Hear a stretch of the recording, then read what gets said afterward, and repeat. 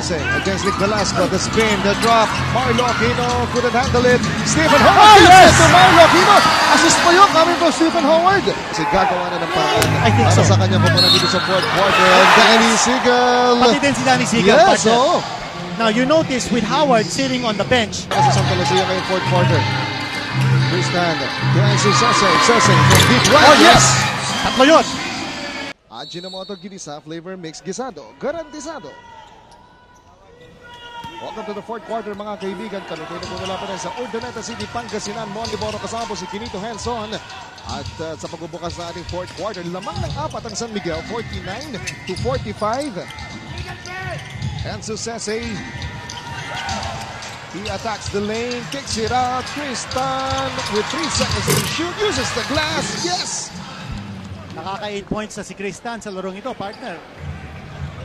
You got a quick glimpse of our scoring by periods. And of course, in the second quarter, nakita natin, malaki yung advantage na sa Santa Lucia, 20-9. Only 9 points for San Miguel. Well, our stats is brought to you by Quick Type, the all-in-one blue technology by Loctite. San Miguel missing from long distance.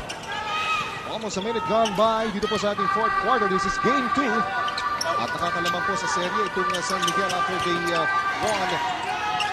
Well, makita natin dito, partner, starting the fourth period, Stephen Howard sitting on the bench. Uy, nakawala!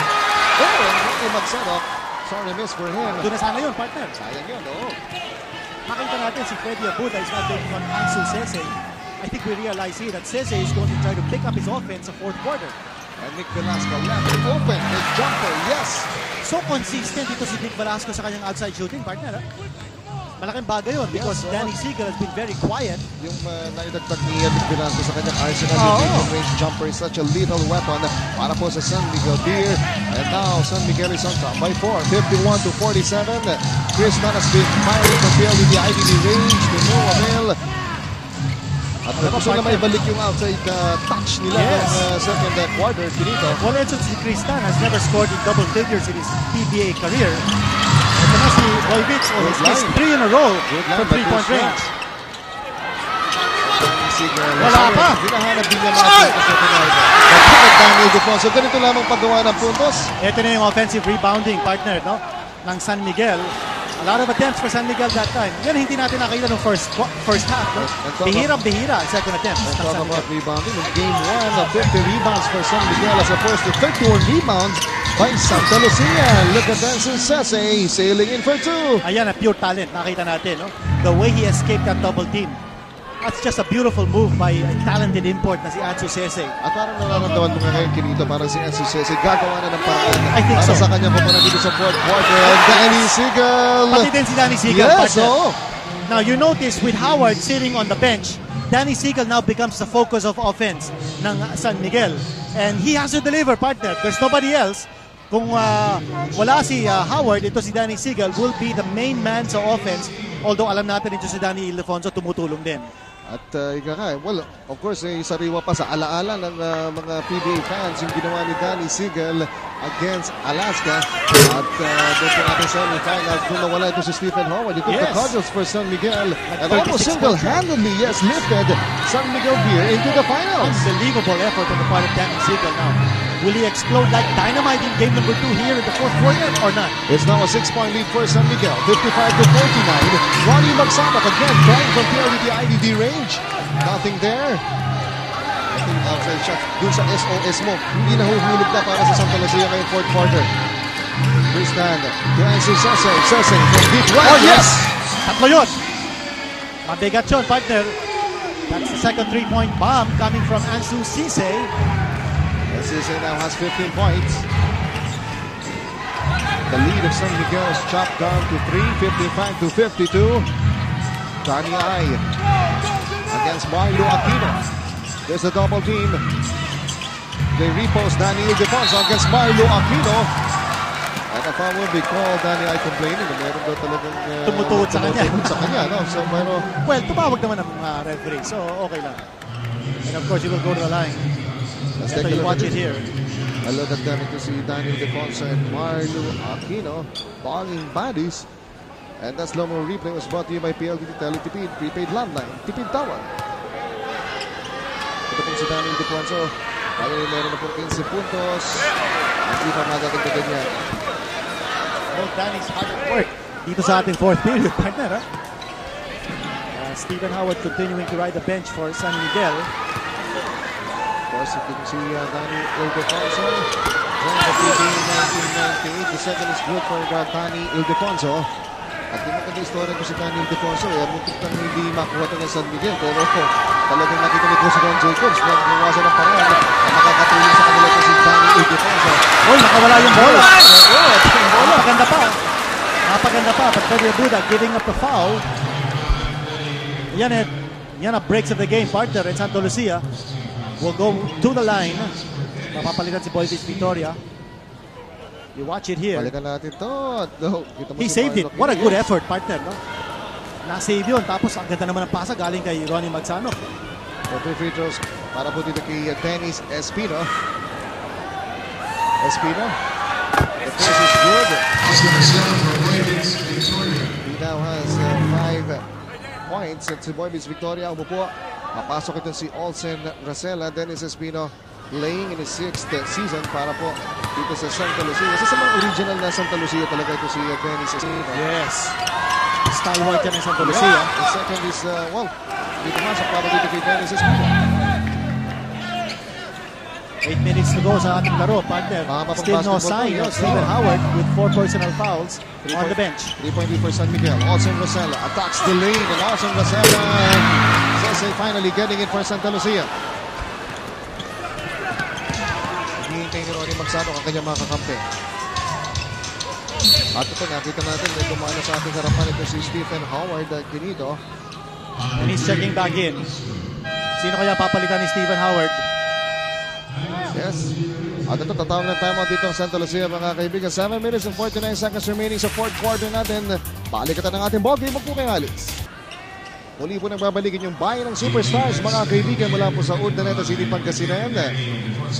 At sa puntong ito, Ronnie Magsano. At ang San Miguel naman ang natawagan ng illegal defense. Yes, at Ronnie Magsano ko po ng technical free throw. At kasama mo, dapat siguro magitin natin that well, we have to express our sincere thanks to Viva Vintage President Victor Rosario for what? Well, after this. Yes, okay, here it is. Here's what you've been waiting for. The Benza Sinclair Mystery Kiss. Here it goes. Did you see that? Just write it down and send it to us, Benza Sinclair. Nothing can be sexier. At doon sa balita mo, mas magandang, yung binabalita mo, si Boss Victor Rosario po, kanina, talagang move the mountains sa sasabi natin upang may hatid po itong alam mo, ating literally, because yung satellite transmission, hindi yata kaya because nagkaroon ng landslide yata sa Mountain Province. Yes. No?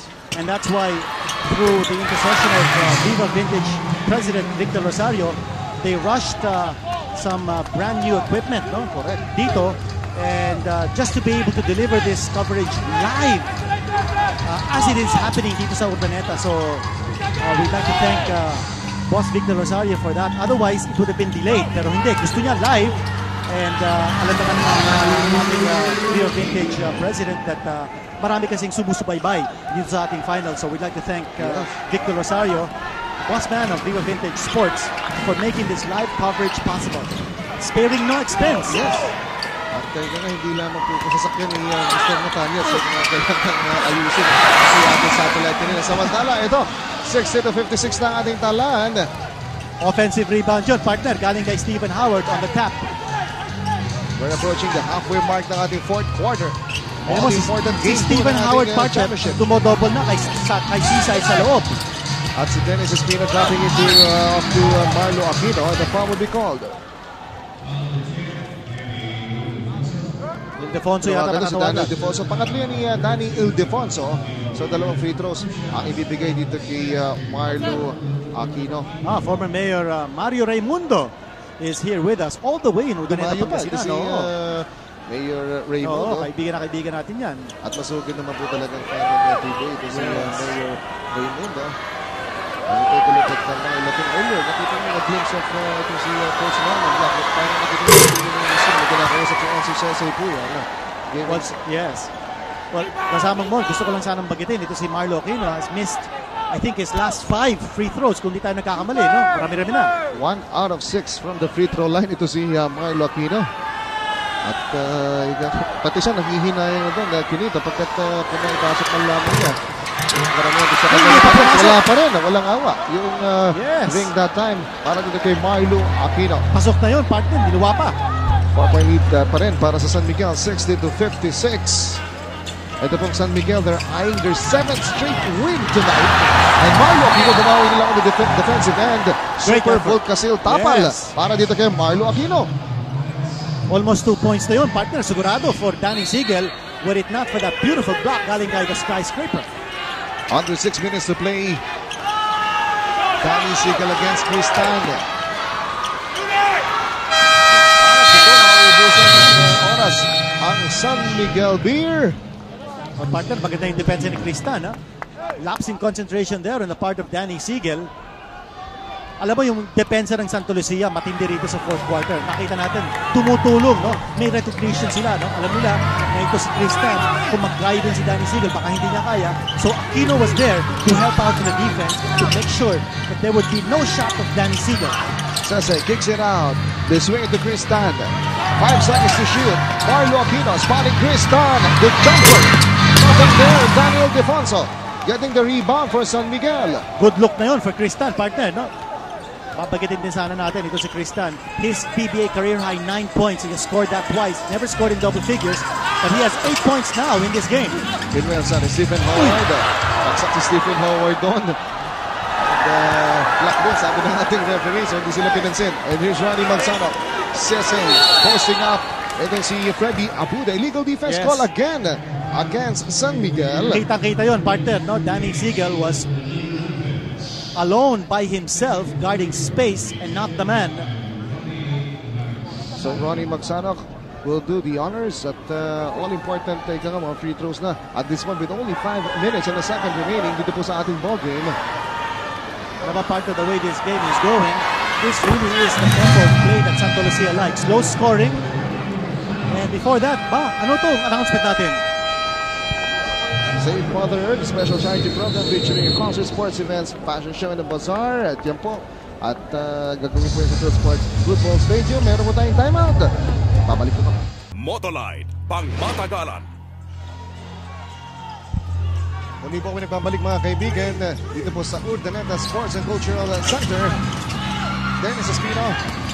And Successful! Almost! Almost a 3-point play, partner. But again, nakakuha na naman ng offensive rebound ang Santa Lucia. And Ansu Sese will go back to the line. Yes, ito to, makikita mo si Ansu Sese. At one body control para kay Ansu Sese. Unfortunately, hindi nga lamang pumasok yung kanyang atake sa basket. So free throws ang kukunin din si Ansu Sese. He will get hooked with Erickson at the fourth. Yan po on September 9 at 8 a.m. So it's a fashion show featuring basketball players and models. Today the arrival of beautiful so race parties with Manolet Dario. Get wet and wild.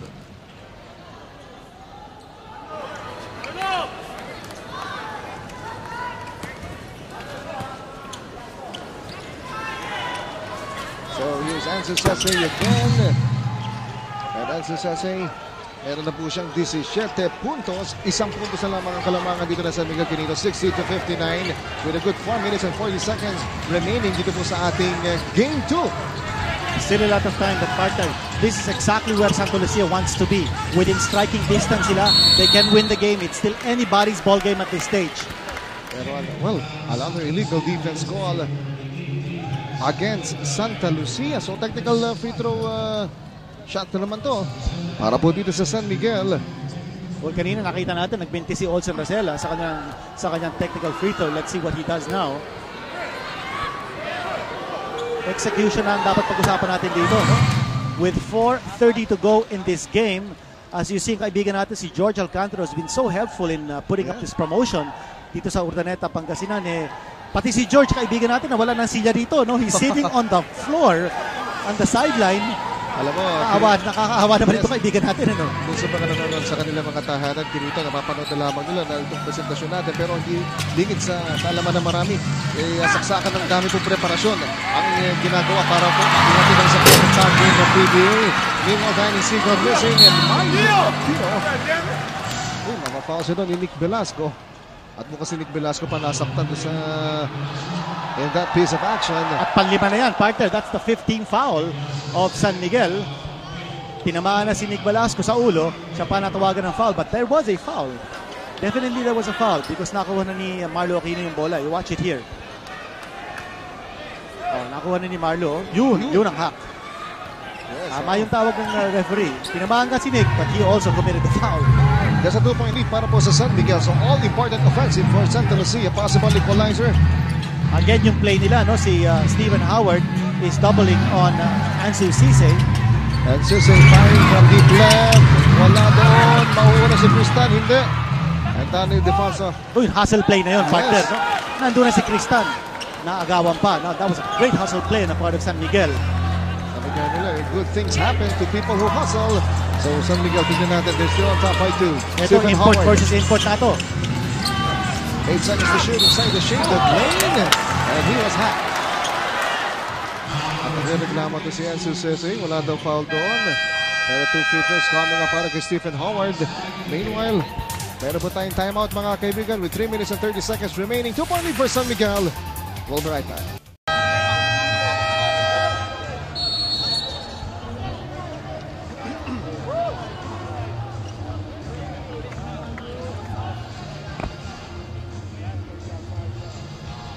Ajinomoto Ginisa Flavor Mix Gisado. Garantisado. Ito kinito mula September hanggang October ay babahan na naman ang beer. Dahil San Miguel Beer Oktoberfest 2000 na abangan ang kick-off party on September 15 sa Ayala Buendia Car Park. Nandun ang Parote Edgar, Razorhands, The Dawn at iba pa. Nandun din ang SMB Barkada headed by Bernard Palanca and the sexy Joel Pelaez. Kaya magkita-kita na lang tayo doon. And don't forget September 15, 12 hours of Inuman Music Marathon. Ba't dapat nandun tayo? Oo nga. At binabati natin sa Inuman Marathon. Ha? Ito si kasama natin si Barry Pascua. Ba, Kasama po natin sa balita natin, he just celebrated his birthday. Belated happy birthday, Barry. Oh. But let's just celebrate on September 15 sa kickoff ng Oktoberfest ng San Miguel. Sumama ka na sa pagbahanan dito. Okay, 3 minutes and 20 seconds remaining mga kaibigan sa ating fourth quarter. 3-point lead for San Miguel, 62-59. Dennis Espino to Marlo Aquino. Maganda yung denial, partner ng San Miguel. Oh! Pero Stephen Howard passes it to Paolo Mendoza. He ran out of space, partner. No? At ika nga, sinuwerte pa din yung Santa Lucia. Cisse against Nick Velasco. The spin, the drop. Marlo Aquino couldn't handle it. Stephen Howard gets it to Marlo Aquino. Assist pa yun coming from Stephen Howard. Stephen And Howard. Marlo Aquino connecting from point blank range. No way he was gonna miss. Sana lang ang labang ni San Miguel. Down to the wire ito, partner. Hang on to your seats. 2 minutes and 40 seconds. At ito na si Daniel Defonso. Howard against Dennis Espino. Nick Velasco. Jumper! What a time to miss para kay Velasco. Pero ito, foul will be called on Ansu Cisse. Wala pa naman sa penalty ang Santa Lucia, partner. But Daniel Defonso had good rebounding position that time. Pero ito, Panglima masamang na yun. balita yun, no? Panglima Kinito, na. panglima na yan ni Ansu Cisse. Mahaba pa itong oras natin. 2:29 to go. Yes, and 1-point lead for San Miguel. 62-61. They reset their offense. Again, they go to Stephen Howard. Danny Seagal, he's been quiet. At wala yung kanyang jumper. Ito si Danny Seagal has been struggling in this ballgame. Very few touches para kay Danny Exactly, Seagal. partner. No? Kinito, And that's why medyo wala sa rhythm si Danny Seagal on his shooting. only 10 points so far for Danny Seagal. Now remember, nasa penalty na ang San Miguel. They cannot afford to foul. And yung tira galing sa labas. Oh, sure. Jumper to Dennis Espino and Ildefonso saving it. As the last 2 minutes of the time, these last 2 minutes is brought to you by Hope. And what a pass there by Seagal to Danny Ildefonso. Alam mo, that was a difficult pass and a very high-risk pass. Yes. Pero doon si Danny Seagal, di ka nga. Bounce pass, so low one at that. Pero naabutan ni Danny Ildefonso. Balikan natin to, Kinito. From Yun. one Danny to another. Dumaan Ganda sa, naman, oo, dumaan pero sa palawa pagitan yung ni Paolo Mendoza and also Ansu Cisse. Yung pasa na yun ng Danny Ildefonso. All important free throws here by Danny I. And he makes his hand at the cross after he makes his first free throw. He has 17 points. Yan po si Danny Ildefonso. The pride of Urdaneta. Danny I, Lakay. Tawag sa kanya, Lakay is parang big brother. Big offensive rebound. Good Ito offensive. sinasabi natin, the unsung hero, Nick Velasco. Nick Velasco making his presence felt. 2-point lead for San Miguel. Kanila pa ngayon ng bola. At bumababa na ang oras natin dito sa ating ball game. Howard. Kung makakashoot dito San Miguel, maganda-gandang push sa kanila yan. Quinito. A minute and 30. Only 3 seconds to shoot. Stephen Howard against Dennis Espino. The fall away. 24-second shot clock violation. Hindi tumama sa ring yun, partner. Yes, and Paolo Mendoza. At Santa Lucia, handa na sanang umatake that time. Quinito, but 24-second shot clock violation. Hingi ng 30-second timeout. Itong Santa Lucia. napakahalagang offensive ito. Quinito. Maganda yung defensive stop ng Santa Lucia that time. No? Dinoble nila si Stephen Howard. Couldn't get the shot off. They tried another offensive thrust. Hindi pumasok for San Miguel. Well, this 20-second timeout is brought to you by San Miguel. Screen 3. If you don't have it, keep your dribble now. Let's try Let to listen Chris to keep the on coach, coming. Norman Black. Answer right here, fellas. Spread the floor out now. Space the floor out. Let's get to the foul line. They're in penalty. Let's not settle for jump shots. They're in penalty, fellas. Come on. Very clear ang sinabi ni Coach Norman Black. Nasa penalty ng San Miguel. Don't go for the jump shot. Go for the penetration and go to the line. Now, nasa penalty din ng Santa Lucia. At si Coach Norman Black dito, nakikita rin yung tendency ng mga players to take those leisurely jumpers whenever Yes. open. At that time, nakita natin, maliwanag nga sinabi ni Coach Norman Black, take it strong to the hoop. Pagkat nasa penalty na itong San Miguel, a minute and 25 seconds to play. 2-point lead for San Miguel. Let's see, Paulo Mendoza handling the leather. Ansu Sese gets it. Here's the double. Ansu Sese. Only 6 seconds to shoot. Tristan, gusto makakawala kay Danny. Initsa na lamang, and what a push shot taken there. But with the shot clock winding down, hindi na ipwesto ng Santa Lucia. Great defensive stop by San Miguel, partner. No way, no good look for Tristan. Naabutan siya ng oras. Oo, at, Na-double team kasi si Sisay, partner. Bumaba na yung shot clock to. Talagang initsa na lamang. Hindi itong si Tristan. Under a minute to play. 2-point lead for San Miguel. San Miguel, mga kaibigan, eyeing a 2-0 lead dito po sa ating series. And a foul will be called. This would mean 2 free throws for San Miguel. Alam mo, partner, in a close game, free throws count so much. At yung mga namintis na free throw ni Marlo Aquino, all of those missed free throws will haunt him. Ito, makikita natin, dalawa lang ang laman ng San Miguel, no? And Marlo Aquino has missed. Ilan bang free throws na na-miss ni Marlo? 5 na yata? At mukhang pito. 7? Oh, 6 free throws missed by Marlo Aquino. Daniel Defonso making the first free throw. Ronnie Magsanok reporting back for Santa Lucia, replacing Paulo Mendoza. Less than a minute to go. And ito, the BMN are eyeing a 2-0 lead dito po sa ating series. At wala pang, and actually, only one team has ever come from a 2-0 deficit to rest the championship. At yan po ay ang Toyota, kung naalala nyo pa. Samantala, bola pa ng San Miguel at lumalaki pag-asa nila in this ballgame. Quinito, they have a 3-point lead, 64-61. 3-point shot by Danny Sigol! He's been praying all night for that Nabigat shot! yun, partner. Dumating din for Danny Danny Sigol Sigol! from 3-point range. 35.9 seconds to go. 6 na ang lamang ng San Miguel. What a turnaround! At meron po tayong timeout, mga kaibigan. Magbabalik po kami.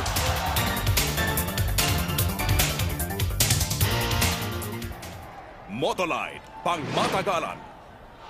Only 35.9 seconds remaining dito po sa ating fourth quarter. Dito sa Game 2 ng ating Best of 7 Championship Showdown between San Miguel and Santa Lucia. Lamang po ang San Miguel ng 6, 67-61. And Marlo Aquino challenged by Danny Ildefonso. And again, he will go to the line. Partner, 6 na namintis ni Marlo Aquino from the line. And that's what San Miguel had in mind. They prevented the layup shot, the slam dunk. But ito, balikan natin ito. Danny Sigel signing the basket, loading the gun and firing. And look at that shot coming from Danny Sigel. Pagod na rin siya. Kakahintay yung tira na yun dahil Coach Johnson. Gana naman ang hindi. But here's Marlo Aquino scoring the free throw. Yung ama ni Joseph Wichico na si Tony Wichico, former team manager ng Crispo Redmonizers, flew all the way from Davao to be here with his son to provide moral support dito sa Urdaneta, Pangasinan. Miguel, Kinito, meron pa tayong full timeout dito. Tinawag ni Coach Jong Ichico, mga kaibigan. Laman po ng 5 San Miguel, 67-62. Magbabalik po kami. Dunkin' Donuts, pasalubong ng bayan. Well, earlier mga kaibigan, nagmintis sa second free throw ito si Marlo Aquino. Actually, I thought it was a deliberate miss, no? With 30.9 seconds to go para sila makakuha ng offensive rebound. Pero na-anticipate yata ng San Miguel yon. They screened off Marlo Aquino. He still forced his way. He got a foul in the process. Nag-foul out na si Marlo Aquino with 6 personal fouls.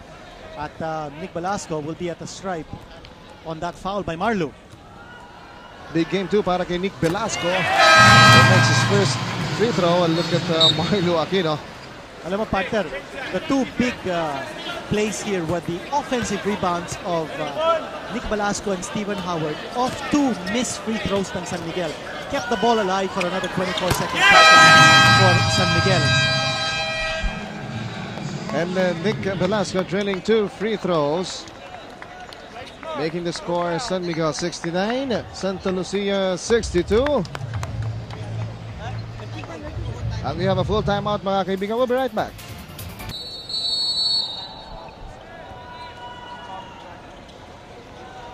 Only 30 seconds remaining mga kaibigan dito po sa ating ball game. A 7-point lead for San Miguel. And Ronnie Magsano with a 3-pointer, too strong. And long rebound by Dennis Espino. He will try again. Yes! Or Dennis Espino from PLDT IDD range. That's just a 4-point lead. Now they're gonna foul to stop the clock. And a good foul. Binigay dito kay Olsen Rosella.